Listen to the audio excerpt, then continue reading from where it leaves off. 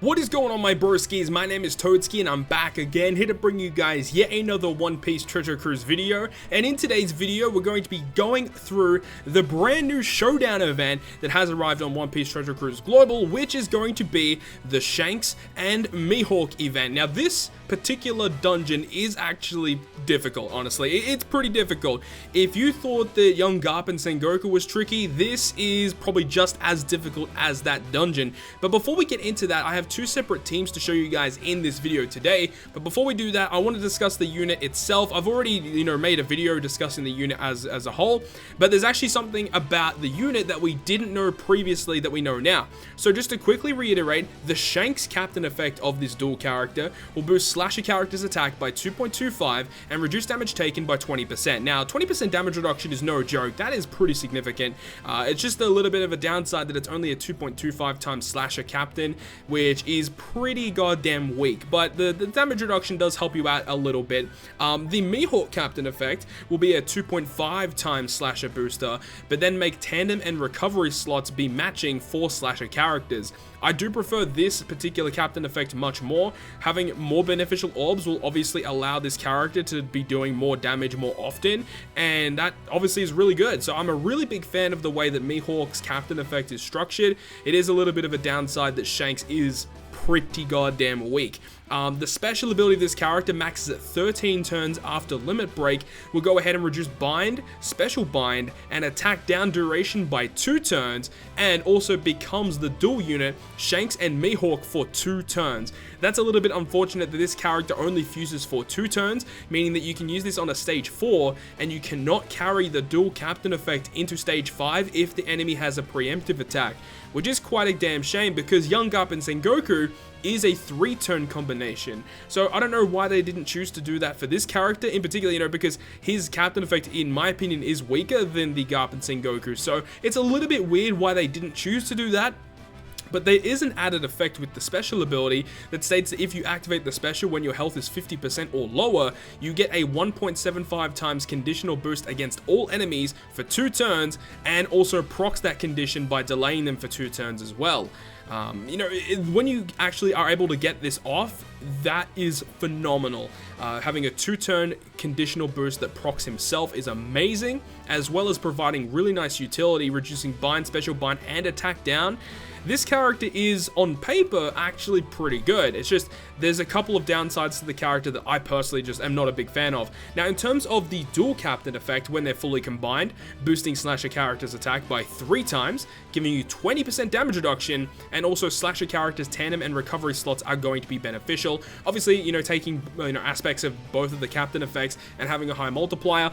I still personally believe that the multiplier is a little bit on the low end, but I guess anything higher would be almost considered like a legend, because 20% damage reduction, as I said before, is no joke. You're not going to be taking that much damage with him as your captain. Now, the thing that we didn't know about this character before was the fact that he had a really key crewmate ability. So his crewmate ability will reduce character's special bind duration by 3 turns. This is very, very key.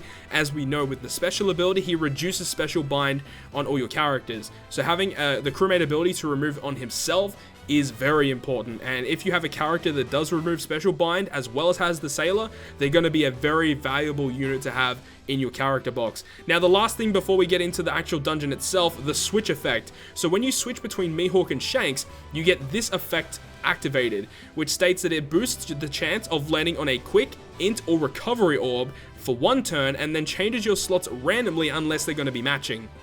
I already said this before when we went through this character. I'm not a big fan of this switch effect. I feel like it is a little lacking, and if anything, it should have been boosted chance of tandem and recovery orbs to make use of the dual captain effect or Mihawk's captain effect to allow you to get more matching orbs. I feel like that would have made this character way better than what it currently is. But I digress, it is what it is. I do think that this character overall is a pretty good free-to-play character. I feel, though, the dungeon is a little bit hard considering what you get out of it. I feel like the unit isn't as good as what it should be considering the difficulty of the dungeon. But anyways, that's the overview of the character. Let's go ahead now and take this time to talk about the dungeon itself.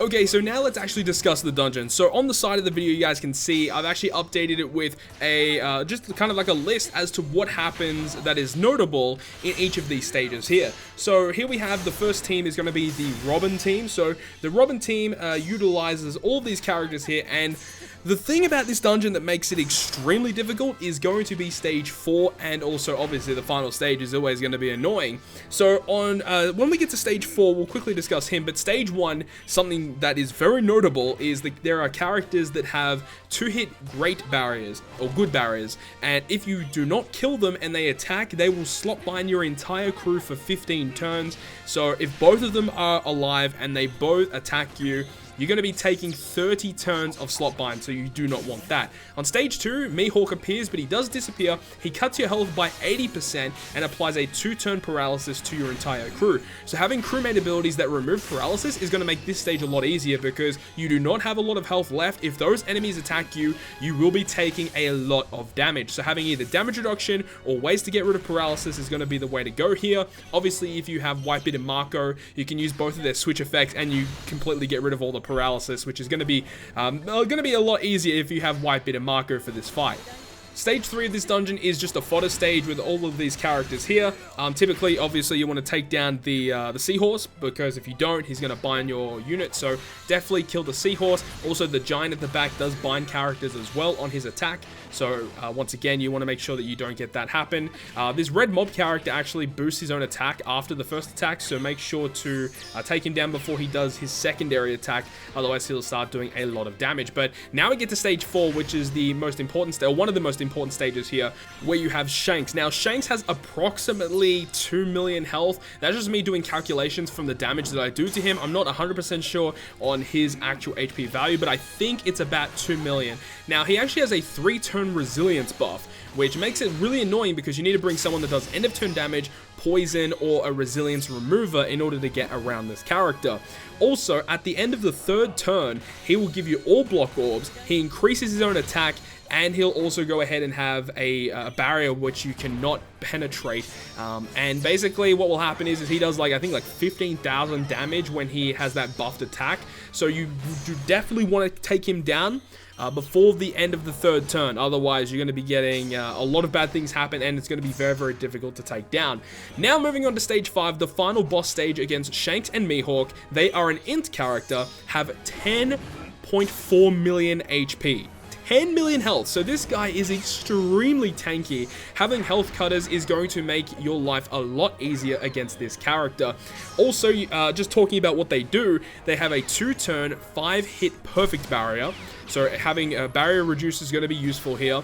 Also, they lock your chain at 1.2 times for 2 turns. They give you 2 turns of special bind, and they also despair your crew for 5 turns, and they have a 99-turn delay protector. So because they have a delay protector, it means you can bring someone like Reiju, the 5+ Reiju, who can potentially give you a conditional boost from the Toxic, or you can bring someone that is a defense down conditional booster, which will enable you to deal a lot more damage, obviously. They don't have any special interrupts, which is good to know, so you can bring your attack, your orbs, or whatever boosters you want. But basically, for the first 2 turns, it's going to be quite difficult, unless if you have ways to remove the debuffs you get given. Also, what will happen is after you, if you wait 2 turns for all of those debuffs to leave, what will happen is they will give you all block orbs, and they clear all buffs. So once again, you can't bring someone like Magellan, like Legend Magellan, to poison toxic them down, but you can use it like on Reiju for a conditional boost. And after that turn where they give you the block orbs, they'll go ahead and despair you for 4 turns after the turn after that. And then basically they keep repeating that over and over and over again until you lose or until you beat them. So this character is quite difficult to take down. Both of these teams were actually thought up of on stream. The chat definitely suggested me to run an Enel team. I tried to build a Katakuri team, but that was me going in blind into this dungeon, and Katakuri would definitely struggle with this because there's just not enough units to not only get rid of debuffs, but also tank hits and do enough damage. 10 million damage is a significant amount. So for a majority of Katakuri teams, I don't really think I can build a Katakuri team for this particular fight.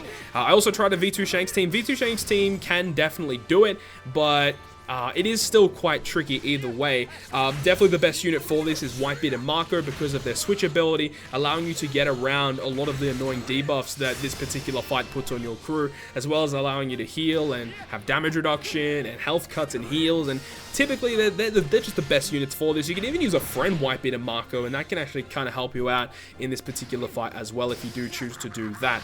But yeah, the Enel team I'm using in this particular video as well is also quite nice because you have Garb to get rid of the special bind that gets applied to your crew on the final stage, with also applying a 30% health cut that goes through barriers. Legend Garb is an absolute MVP for this raid, allowing you to just basically decimate the final stage against Shanks and Mihawk. Also having V1 Law 6+ with the Enel special is pretty awesome as well, allowing you to not only get the 30% health cut with Garb by himself, but with that it means that you don't need to heal as much with Enel in order for you to get the KO against the final stage with Enel. So if you guys have Enel, I would suggest running him because he's quite good, especially if you have characters like version 1 Law. He makes Enel obviously allowed to beat this raid much easier, and then having healers such as Mako and Shirahoshi are very, very useful here as well. But that's about it. That's my full run through of the Shanks and Mihawk raid boss. So hopefully you guys did enjoy the video. If you guys have any team suggestions, put them down below in the comments so other viewers can go ahead and have a look at them. This is a pretty tricky raid boss, but once again, you can run it on the 30 or the 40 stamina difficulty, and there are Chopper Man missions available as well. So I would try and suggest you guys to try and get at least a few skill ups on this character because they are going to be trusty characters in the next treasure map. But hopefully you guys enjoyed. But other than that, guys, I'll see you guys within the next video.